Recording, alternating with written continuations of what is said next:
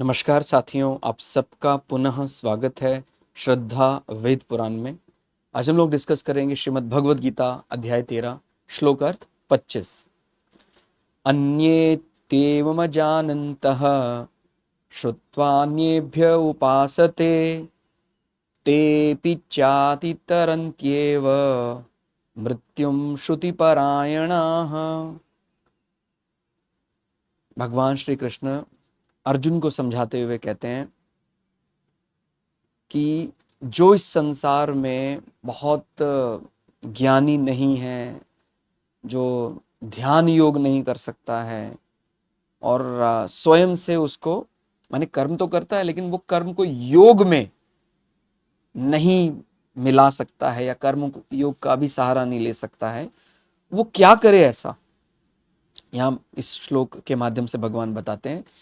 कहते हैं परंतु इनमें इनसे दूसरे अर्थात इनसे दूसरे यानी इसके पहले वाले श्लोक अर्थ को पढ़ने के बाद आप यहाँ आएंगे तो आपको सरल में आएगा कि क्या हम यहाँ समझना चाह रहे हैं। कि भाई इससे पहले वाले श्लोक अर्थ में जैसे ज्ञान योग के बारे में बात की, ध्यान योग के बारे में बात की, कर्म को योग बनाने में बात की, तो जो इनसे दूसरे जो यानी जो पहले बताए गए इनके अलावा अर्थात जो अपने आप को कमजोर समझते हैं बुद्धि से कि भाई मैं तो इतना नहीं समझ पाता हूं, मैं क्या करूं, पुरुष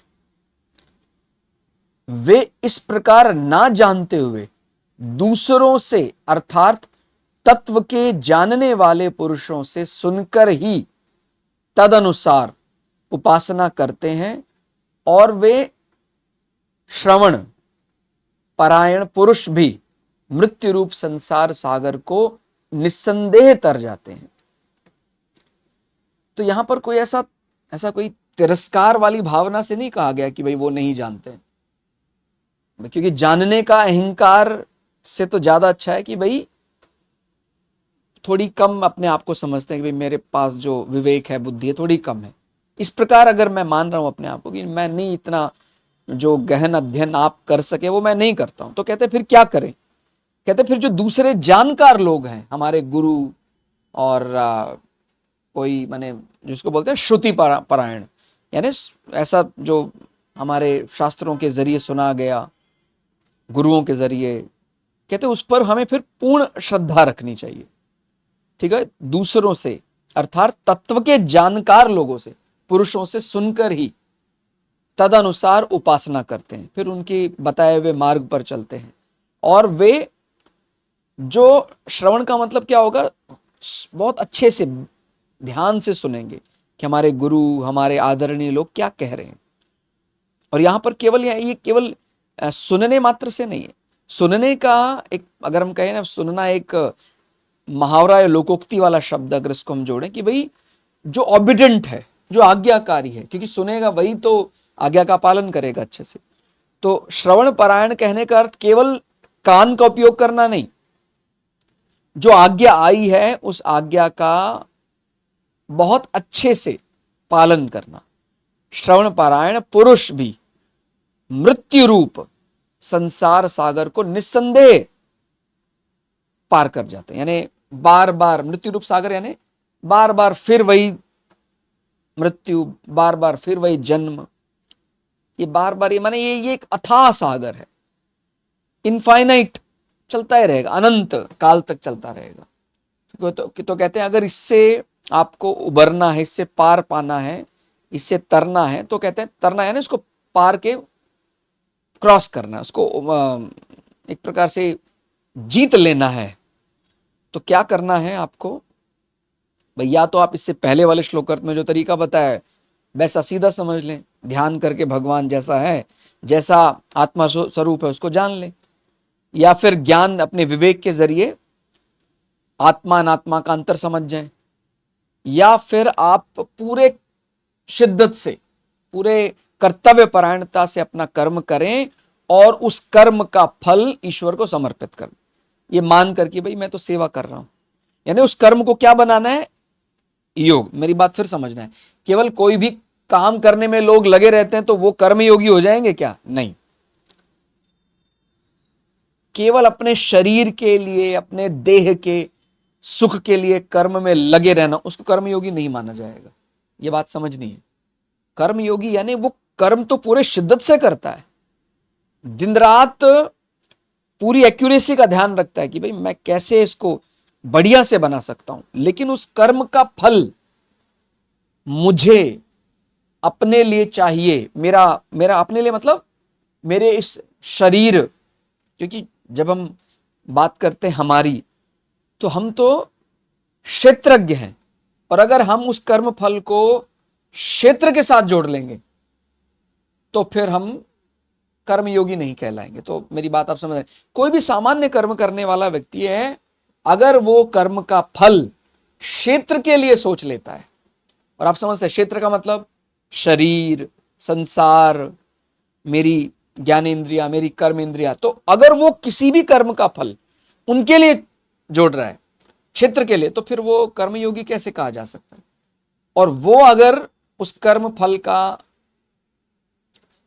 अंततोगत्वा फल ये मानता है कि मैं एक अनुशासित कर्म करके क्षेत्रज्ञ का अंतर समझना चाहता हूं, तो वो कर्म भी उसको मुक्त कर देगा। तो कहते हैं अगर उन तीनों में भी कोई कैटेगरी में नहीं आ पा रहा है, तो फिर कह रहे हैं कि भाई अगर आप बड़े कठिन सूत्र नहीं समझते, कोई बात नहीं, आप जो वैसे जानकार लोग हैं, जो तत्वज्ञानी हैं, उनकी शरण में जाएं, उनके सामने हाथ जोड़कर प्रार्थना करें, उनके बताए हुए मार्ग पर चलें। श्रवण परायण का अर्थ उनकी बात सुने और उनकी बात माने, फॉलो करें, उपासना करें, तो फिर आप मृत्यु रूप सागर से निसंदेह तर जाते, उसको जीत लेते हैं।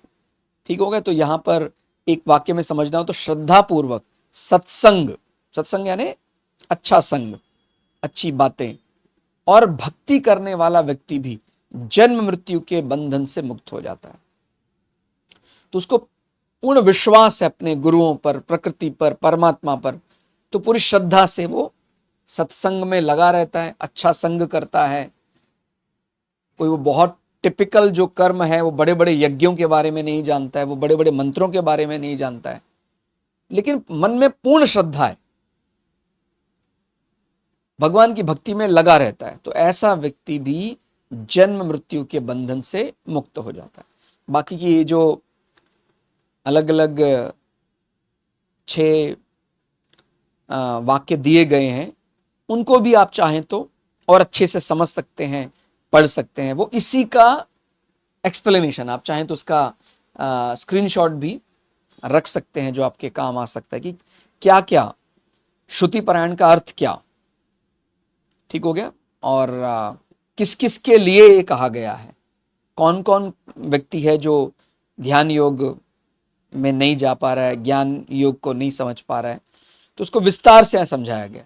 और अगर नहीं समझ पा रहा है तो तत्वज्ञानी कौन कौन, हमारे कोई गुरु संत, उनके आज्ञा में हो जाएं, मन में पूर्ण श्रद्धा जगाएं। ठीक है। और जैसे मैंने बोला कि श्रवण पारायण का अर्थ केवल सुनना नहीं, वो आपको इन्हीं वाक्य में मिल जाएगा। केवल सुनना नहीं, उसको शिद्दत से पालन करना। जैसे गुरु का अर्थ क्या होगा? गुरु का अर्थ केवल किसी टेलीविजन में या यूट्यूब पर सुनना, उसको गुरु कहेंगे क्या? या उनकी आज्ञा का पालन करना। अभी वो पसंद आ भी सकती है, वो पसंद नहीं भी आ सकती है, तो पूरी शिद्दत से उनकी आज्ञा का पालन करना ही गुरु आज्ञा पालन माना जाएगा। ठीक हो गया। और जब कोई ऐसा व्यक्ति किसी तत्वज्ञानी के कहे अनुसार पूरी भक्ति श्रद्धा से उनके अनुसार चलता है, तो उसको भी, माने जैसे कहते हैं ना कि भाई अगर हम तैर नहीं सकते तो क्या करें, हम इस भवसागर से पार नहीं हो सकते, तो जो तैरने वाला है उसका संग कर ले। लोहा तैर नहीं सकता है तो लकड़ी का संग कर ले यदि, तो संभावना है कि भाई लोहा भी तैर जाए। तो ऐसा ही कुछ हमें करना होगा ताकि हम इस भवसागर से पार चले जाएं, हम इस जन्म जन्मांतर के चक्कर से छूट जाएं। तो आज के लिए फिलहाल इतना ही। श्लोकार्थ आपको कैसा लगा आप हमें कमेंट करके जरूर बताइएगा। मिलते हैं अगले श्लोकार्थ में, तब तक के लिए जय श्री भगु पराशरा, जय श्री शुक्राचार्य, नमस्कार।